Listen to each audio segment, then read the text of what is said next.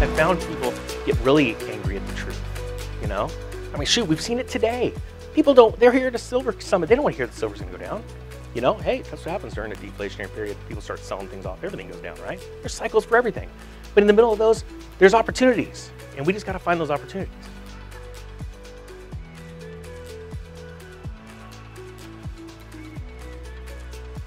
Good news, the next guest thinks that silver is going to $100. When? No clue, I'm gonna tell you that right now.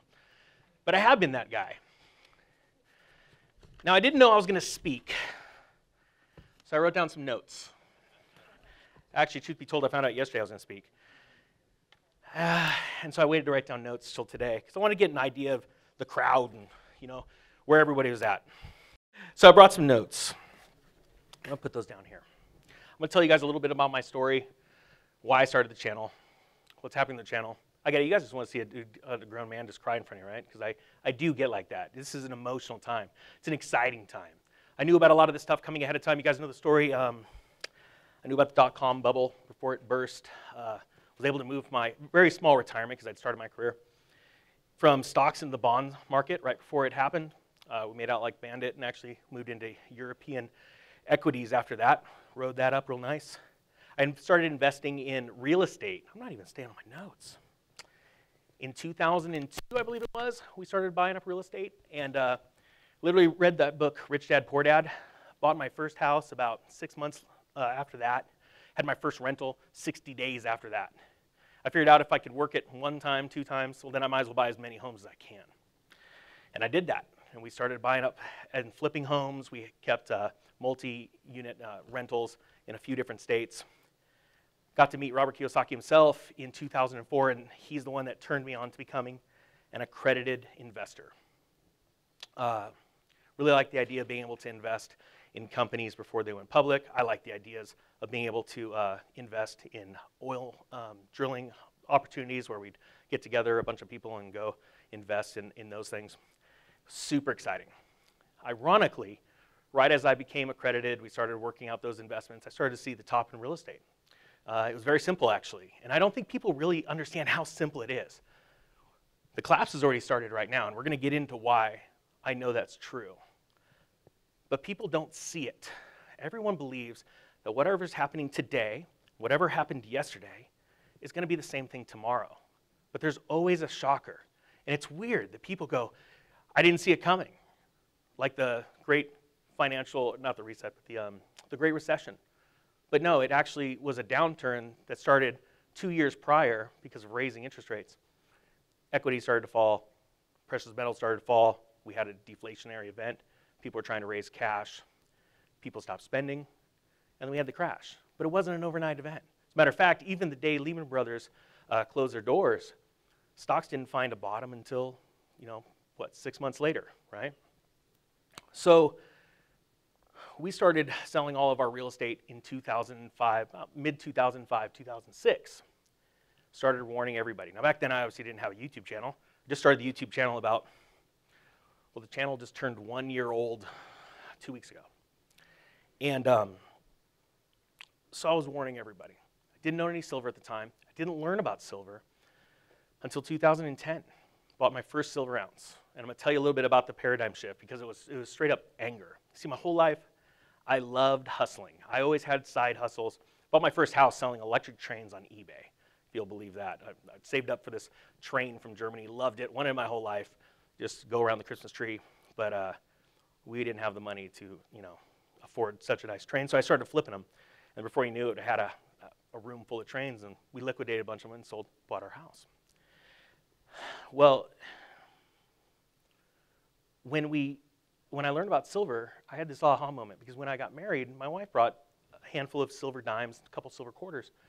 Now, I'd already owned a baseball card shop when I was a sophomore in high school. I'd already, known about different values of things, how values can be affected by cycles, all that stuff.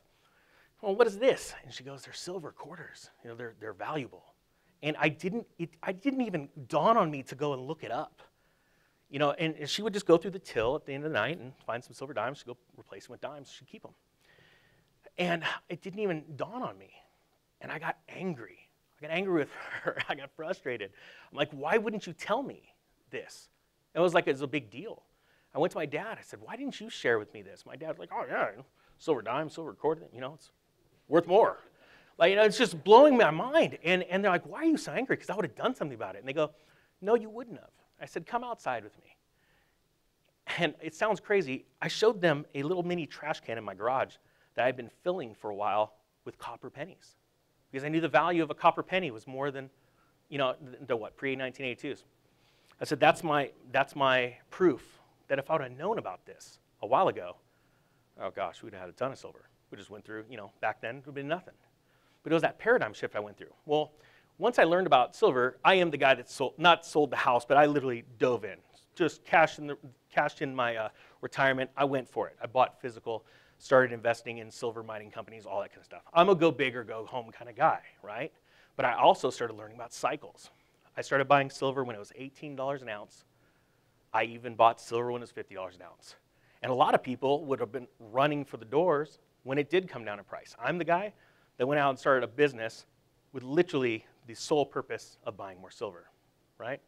Because my thing is most people are not investors. An investor finds something of value because it's based off of fundamentals. They go, hey, this is something that's going to go up in value because X, Y, and Z. When it goes down in price, an investor still believes in X, Y, and Z and goes and buys more. Most people speculate, and they get scared. And that's why they buy high and they sell low. Now, we've heard awesome talks today about both sides. I'm the guy that says silver's $100.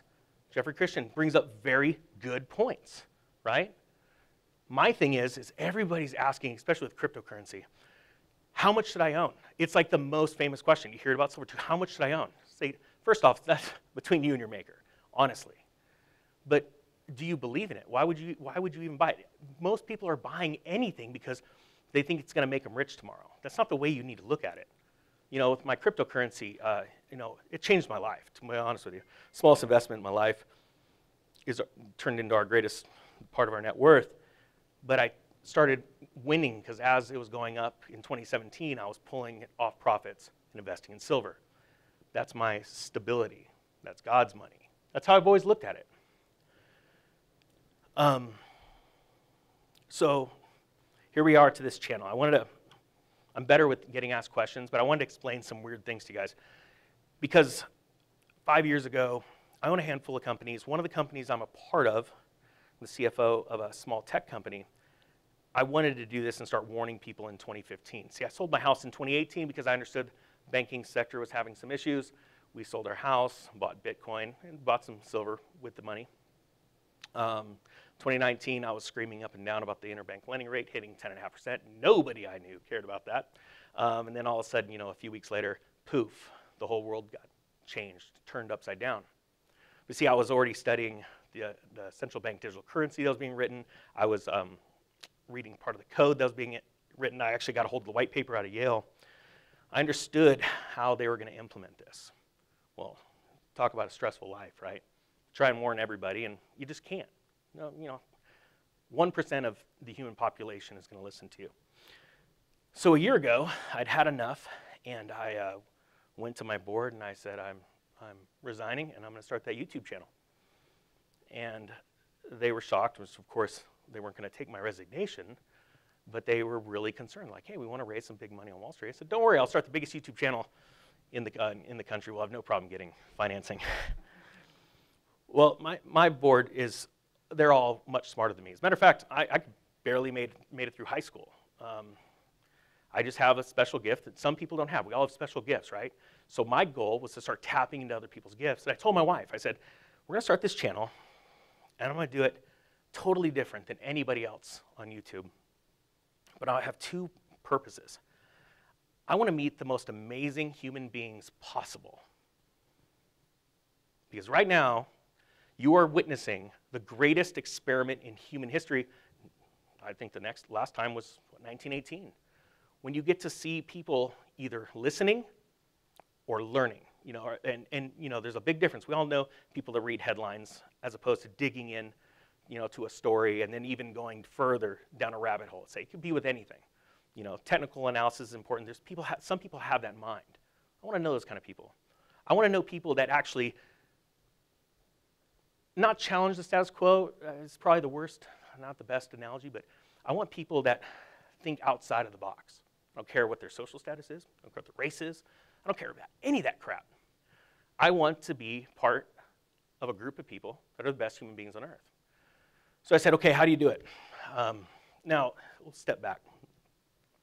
And this isn't about the channel's success. I'm trying to explain to you guys, I'm going to tell you some stuff that I would never tell on the channel in hopes to inspire you. So I think there's some people that need to hear this. The channel's had, 96,000 subscribers. We've just hit 12 million views. It's the third most watched channel on finance. Thank you so much. It's like, I'm just like, it's crazy. I didn't realize it was doing that well until Jim from Wall Street Silver, he's a real analytical person, had been, he actually pays people to track all this stuff, and they called me and told me about it. But I said, I'm going to go out and I'm going to push as much content as I can, as raw as I can. No editing. I don't care if you know that I can't spell. I don't care if I'm not in good shape. That's something that goes through. We all have images of ourselves and what we want people to look at us, right? I'll screw up in front of the camera, because if I do that and you come back, I have someone that cares more about what's being said than what you're looking at, right? Yeah, and it's huge. Now I look at people like you, honestly, Rob, you're so much more intelligent than me. Your videos are amazing. No, I'm not joking. I'm not joking. But there's a niche that needs to be filled. People, I mean, we watch TV, reality shows, so we feel normal, right? Like, not as bad as those guys. But in this instance, I wanted to say, you're not alone. You're not the only one thinking like this, right? I have so many people on my channel that have never held an ounce of silver until they came on the channel. I'm like, that is awesome. I have a friend that's very high up in Tesla, and I finally talked him into buying 2 ounces, and then feeling them, and he literally described it like a coming to Jesus moment. It just blew his mind, right? And I want to inspire that next generation. I want to see kids, I'm not joking, Generation Z, going to their parents and going, can I have an ounce of silver in my stocking this year? Because I want them to understand, I've got kids that are 16 years old working at McDonald's in the comment section saying, Ninja, I buy an ounce of silver every 2 weeks when I get my paycheck. I'm like, you are crushing it. I don't care where you think you are socially. I don't care where you are, with money. That's where it all starts. When you learn the difference between a fiat system and a real money system. Now, I'm also a big crypto guy, just huge crypto guy. And there's a space for that.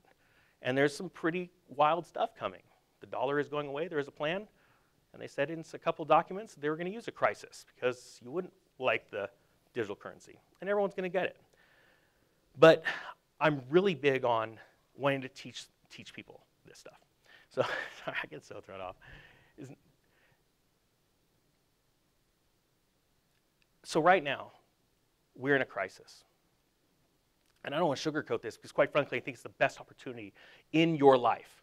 When everything's going down, you should be running into the fire. When the building's on fire, you should be running into the fire. I'm actually a firefighter. I don't talk about it, but I've been a firefighter for 25 years. And I've learned a lot about, honestly, how messed up the government is. But, I mean, everybody thinks that we know everything. We're literally the ones going, what do we do now? And it's crazy. But when we're talking about finance, things are coming apart pretty rapidly. I don't know if you guys have seen the videos when lumber was just skyrocketing up in spring, and I came out and said, hey, don't worry, it's going to collapse in July. People are going to care more about feeding your family and putting gas in the tank because inflation is going to start cranking up at a pretty good volume than buying lumber. And what do they say? High prices solve high prices, right? But then that fear starts. And I called the top of the real estate market third week of July. In my hometown, which is one of the hottest real estate markets in the country, we live in wine country in California, we had 40 homes for sale. People didn't realize they're going, the housing market's hot, it's smoking hot. No, it's not. It's exactly what happened in 2005. There was no inventory, and there was still a handful of people that had FOMO. They were racing into the burning building. That's one they shouldn't have raced into. And then 30 days later, we have 80 homes. And in about 2 weeks, we're about to have 120 homes. And the days on market are coming out. We're seeing a lot of things happening in the markets. Well, there's 2 stories that I covered that nobody really paid attention to. started talking about CMBSs, the commercial mortgage-backed securities. Said by January, everyone's going to be a pro. Because I remember talking about mortgage-backed securities back in 2004, and nobody knew what they are, but then all of a sudden everybody knew what they are, right? It was a catchphrase. Then the Evergrande thing started. Now, there's a lot of clickbait going on out there. Evergrande's not your Lehman moment. I personally see it as more of a Bear Stearns moment. Because when Bear Stearns collapsed, my wife remembers every party we were at, I was the biggest bummer in the world. I was saying, sell your real estate, sell your real estate. Well, none of my friends knew we had what we owned. They just, we sold everything except for 3 properties. And those almost took us out, actually. That's a whole nother story I got to tell you guys someday. But we're in that Bear Stearns moment right now. We just did a story on the invoice factoring business. And one of the $150 million invoice factoring company that went belly up, where it's in Chapter 11 right now. It's only been reported by the Wall Street Journal. It happened about 5 days ago, but a bunch of trucking companies are about to find out this week they're not getting paid.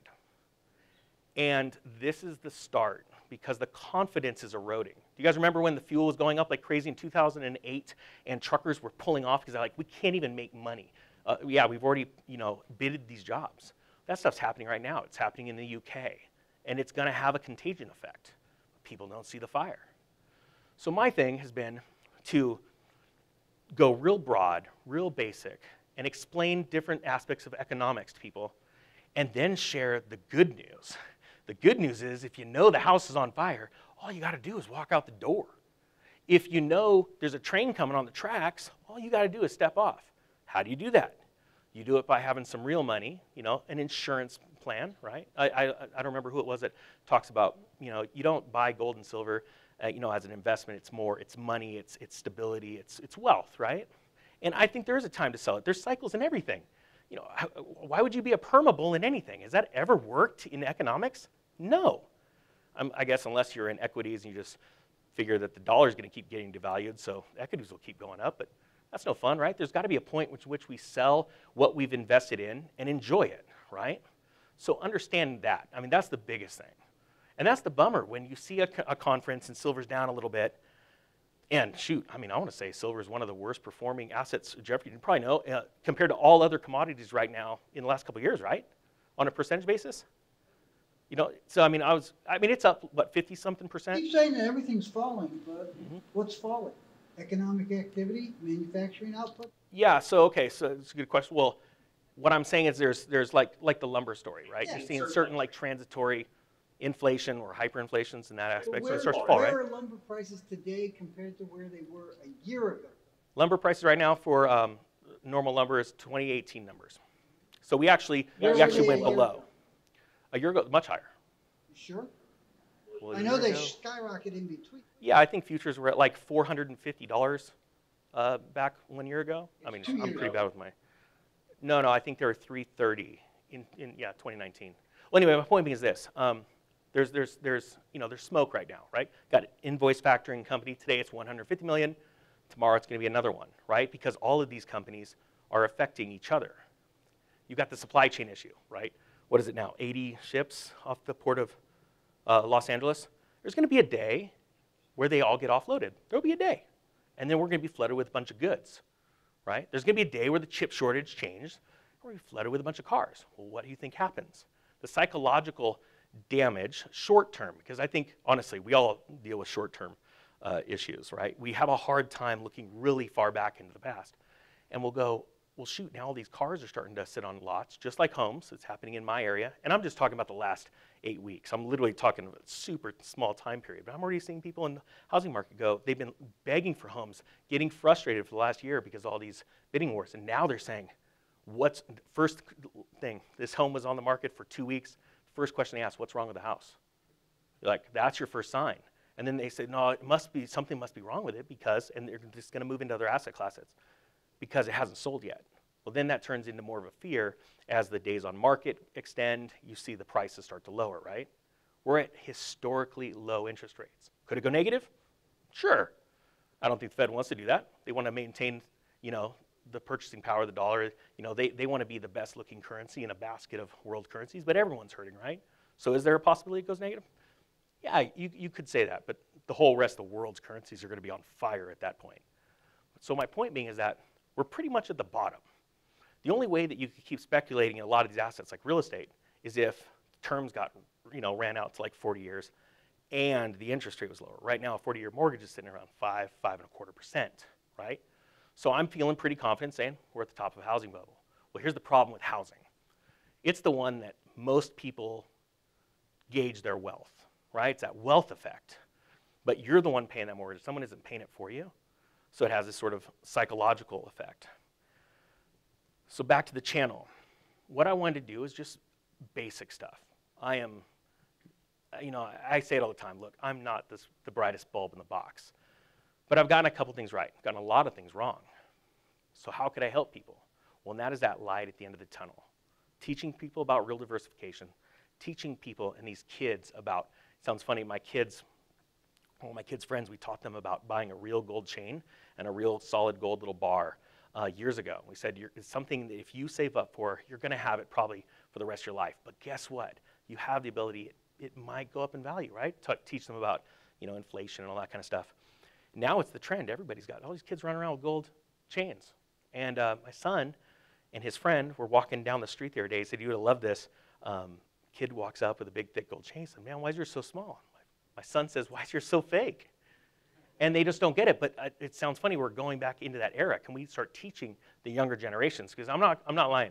The only way, and call me a dreamer, but the only way we're going to change this world is if people actually have real wealth. And it only starts with one coin, right? Because one coin turns into maybe a gold coin, maybe a cryptocurrency like Bitcoin, something stable. There's a lot of flashy stuff out there right now I don't like. But my point being is that I want to teach people, I want to change their perception of wealth, of value. And so I wanted to put myself out there as vulnerable as I can, and it paid off. And I mean, we don't know where we're going to be next year. I don't know where this channel's going to be. I would never have thought I'd be standing in front of all of you guys. This is the most exciting, amazing thing ever, and I can't downplay that, And I've gotten to meet a lot of you guys in different meetups around the country, and I'm just like super blessed because I see people that are passionate about change. They all know something's wrong, and they're willing to do something about it. I said it in the beginning, I'm building the biggest group of business partners I can in history. I want to be a motivational speaker, but the only way you could be a good motivational speaker is if people actually understand where you're coming from and know that if they do what you're saying, it's going to go somewhere. I have totally went off my cards.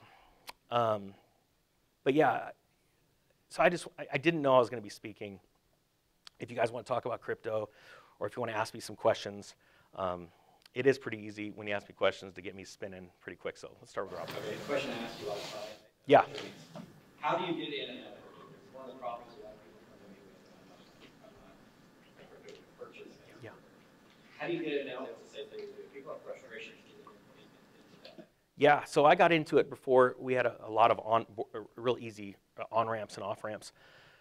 So first off, a lot of people want to get out of the taxes. I'm going to tell you right now, you got to talk to tax professionals, but it's treated just like equities. Okay, that's how the IRS is doing it right now. It's super easy to get into a really good exchange. I love Gemini. It's an American exchange based out of San Diego. I'm not a big Coinbase fan because of derivatives issue.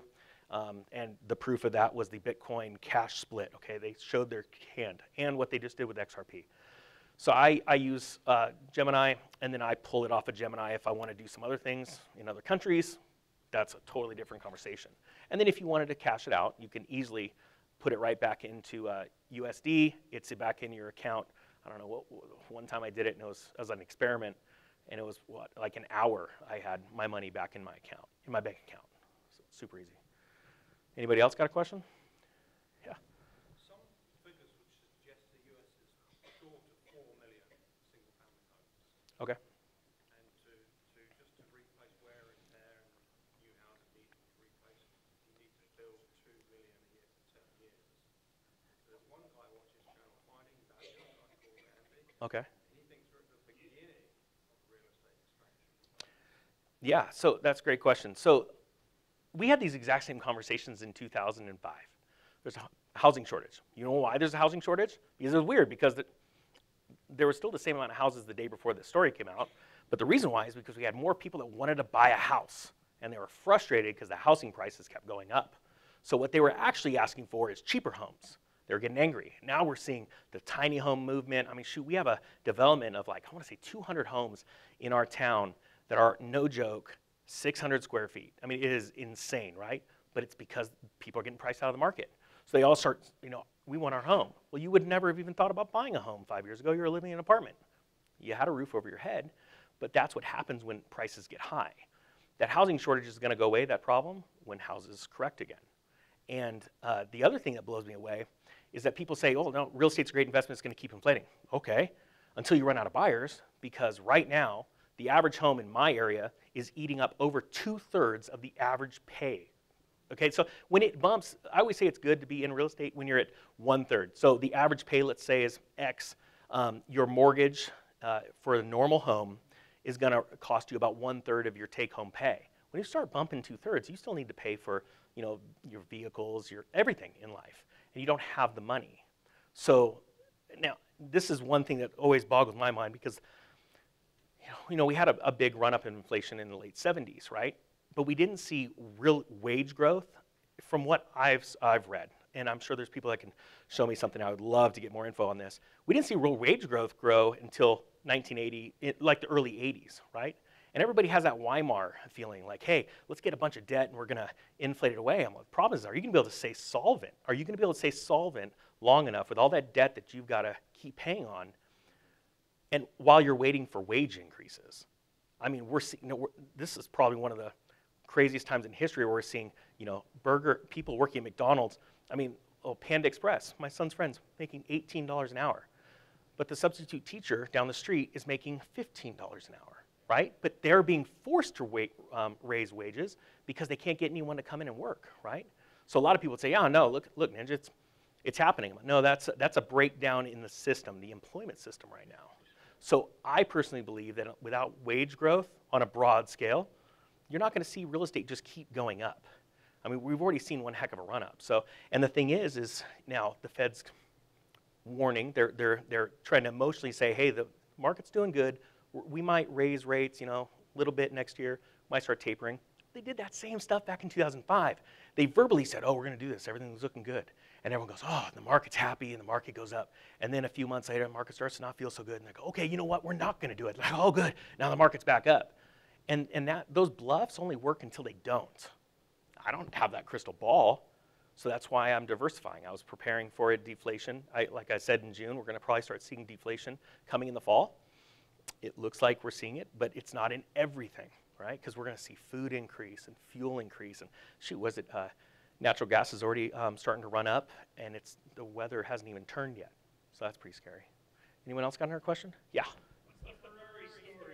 Oh, all right, it's a great story. I'll try not to cry. I cared so much about what people thought of me. When we made our first $1 million, I was, I think, 24 years old, 25. We were investing in real estate. And it took about 1.5 years, 2 years to get there because the real estate boom was crushing it, right? So, I mean, anybody could have done it. You just buy enough rentals and it'd go up and, hey, you're a millionaire.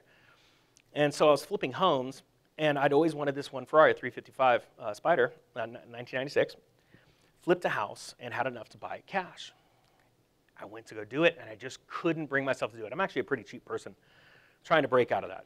And so I went, frugal, and I bought a Ford F-350 cash, and I bought a replica 355 that was built for a movie, an old movie. Yeah, it was pretty cool. My grandmother used to encourage me all the time.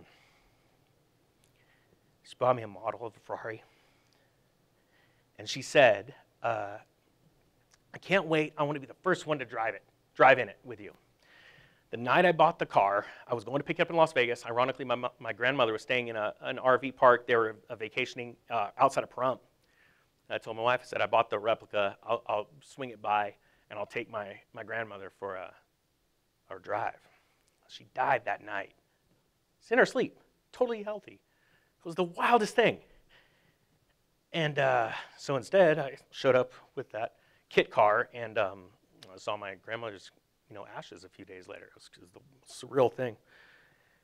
And I never looked back. I never went back into that fancy, I always wanted to impress people. And this is the craziest part of my life, doing this channel, because I want to succeed. I mean, I told one of my business partners at Tesla, so I got him the job at Solar City. He's worked himself almost down to the top now. And the other day, when I said, hey, I'm leaving to go to this channel, he called me a few months ago, and he said, I had just had the most surreal, moment, because I'd told the Ferrari story once, and I go, what are you talking about? And he goes, they found out I know the Ninja, so they're freaking out, and they want to do a conference call with Tesla. So we did that, and the Ferrari story came up. And I told them, I said, I went from being that fancy, want to impress people, to if you don't like the truth, and there's a lot of people that get angry at the truth these days. Well, that's okay. You can leave, and I found people get really angry at the truth, I mean, shoot, we've seen it today. People they're here at a silver summit. They don't want to hear the silver's going to go down. Hey, that's what happens during a deflationary period. People start selling things off. Everything goes down, right? There's cycles for everything. But in the middle of those, there's opportunities. And we just got to find those opportunities. So I hope that answered that question. Anyone else? Yeah. So if you see a deflationary event coming, do you think it's better to, it sounds like you just swing out of one asset into, you're swinging out of stocks into silver or gold. Or is it better to slowly go down in case you're wrong on the timeline and start So I'm not a financial advisor, right? I'm just a dude with a bro hawk and a dream. Everyone knows that, right? Okay. No, I know. Okay, I'm going to answer it. Yeah. So great question. So swing trading and things like that, I'm 100% horrific at it, right? I've nailed it a couple times. Most of the times I don't. So I have my investment pools, right?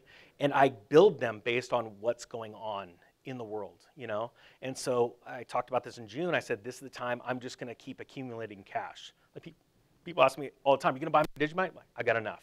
That pocket of that investment is big enough, right? So I might start to go over here and buy more over there.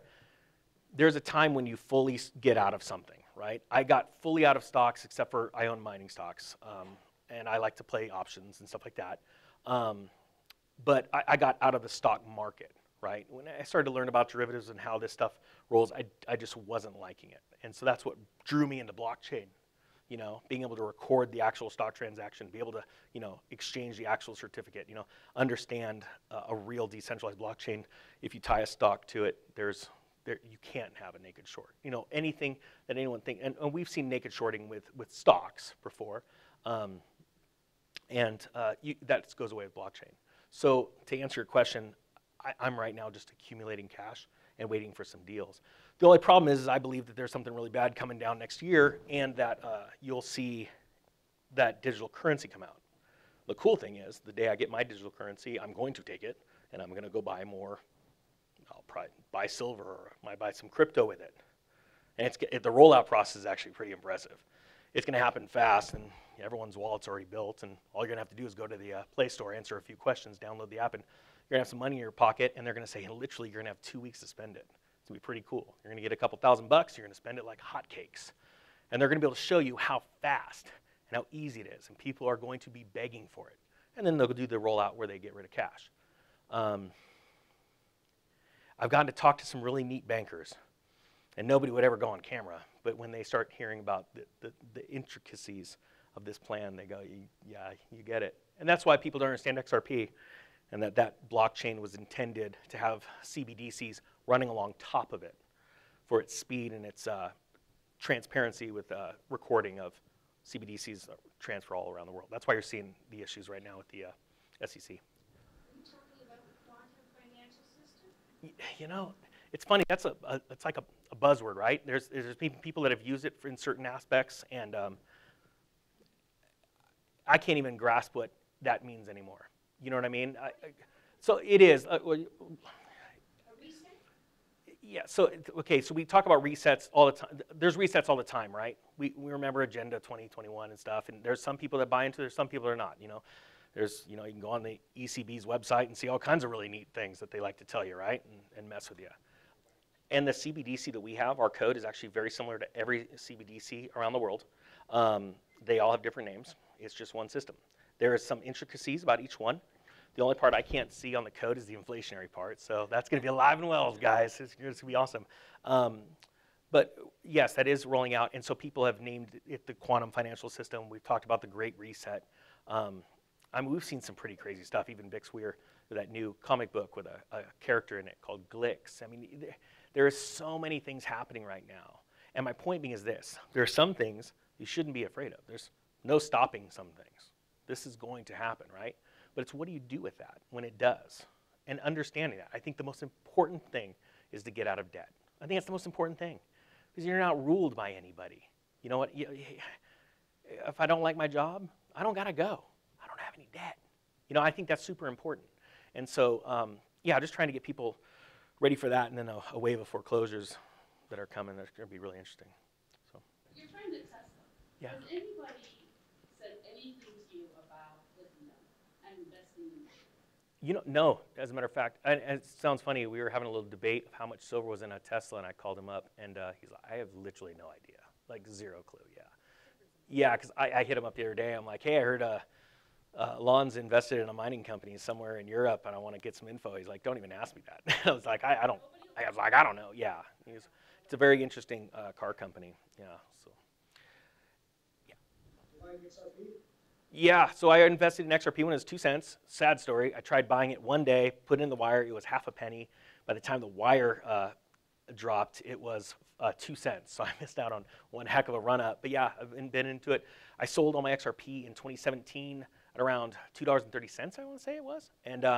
And we actually rode that wave down. I mean, my thing was buying Populous at 3 cents and selling at 80 cents or $80.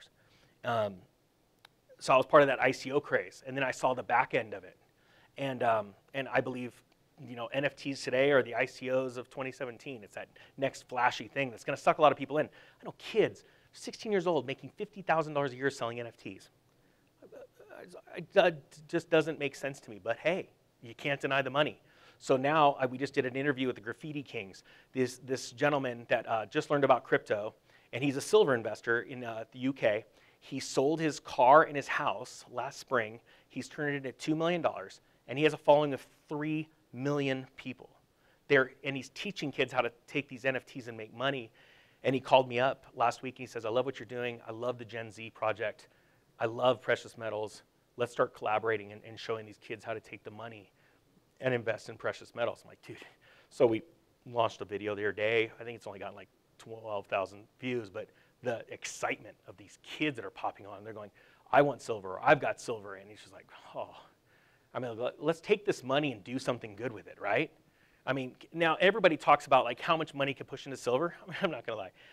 I talked to a gentleman 2 weeks ago that liquidated $38 million worth of Ethereum, because their fund is preparing for the next downturn next year.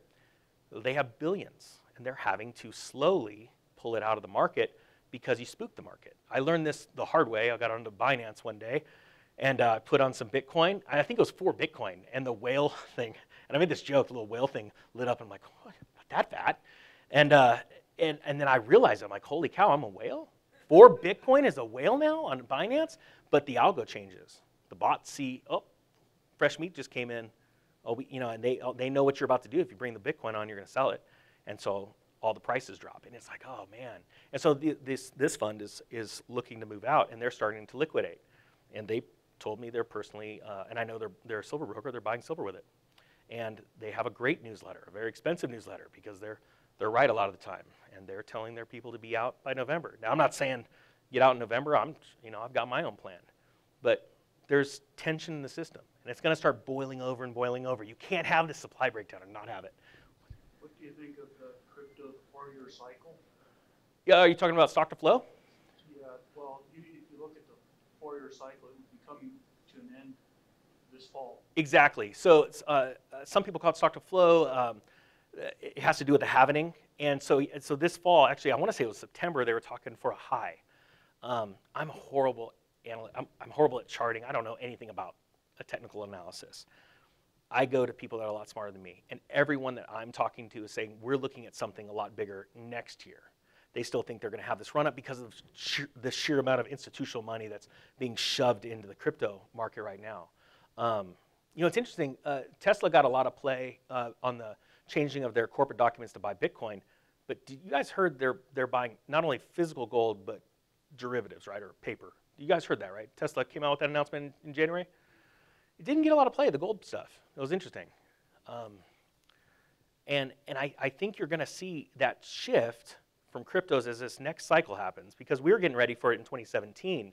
The scary thing is the biggest part of that spike in 2017 happened in a 3-week period in December. It was intense.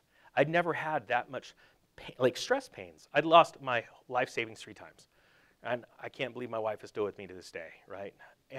But I'd never experienced stress like when I woke up and I watched how much money we'd made in a day. And I'm not trying to brag, it's just, for us it was a lot, right? We all have our different opinions of how much money is a lot, right? And that last part of that, blow off top in 2017 was stressful, because just fear grips you. Do I sell today? Or do I make another $100,000 tomorrow? Or $1 million tomorrow? And that's about to happen. And that's what I've always said, that people are going to lose their minds when Bitcoin hits 100 grand. And I do believe personally it's going over 100 in this next cycle before January.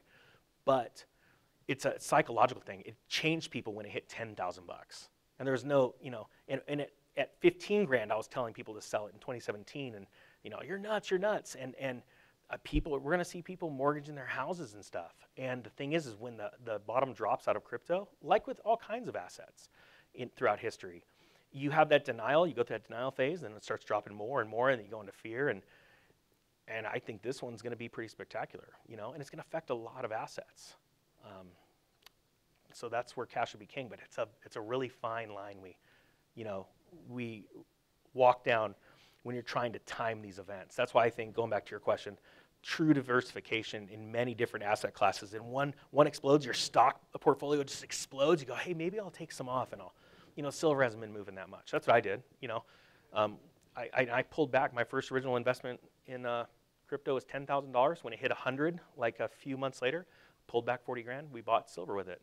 That 60 grand went to 950,000 4 months after that in 2017, and we rode that one down all the way to 38. Now that one's back. That pot is back up to, I don't know, $600,000. But, and again, like I have these different pots, right? We have a business that has it. We have all this. My point being is that I still won, because as one portfolio exploded, I just pushed it off into another asset class that I really believed in and was underperforming. So that's long-term money, and it's a win. And ironically, I think I paid like $19 per ounce back then. So I'm winning there too, So, yeah. I was interviewed a few days ago by a site that they sell metal, and you were talking about money going into silver. And they said that last week, Ag called up and placed a $5 million order for silver. Yeah, I've talked to a couple bullion dealers who are saying the same thing. They take, I love the story, because I bought, I used Bitcoin to buy gold from Peter Schiff a long time ago. And I have a little backstory of that. Peter loves to talk negative on Bitcoin because it's getting a lot of good press. His son loves Bitcoin. And a lot of these guys are seeing a lot of movement in the crypto, or at least if they're, clients that they've used Bitcoin to buy silver and gold in the past, they're already calling them and saying, get ready, I'm getting ready to transition. And we are too. My companies are looking to do that and store metal. So it looks like I'm out of time. Thanks, guys. See ya.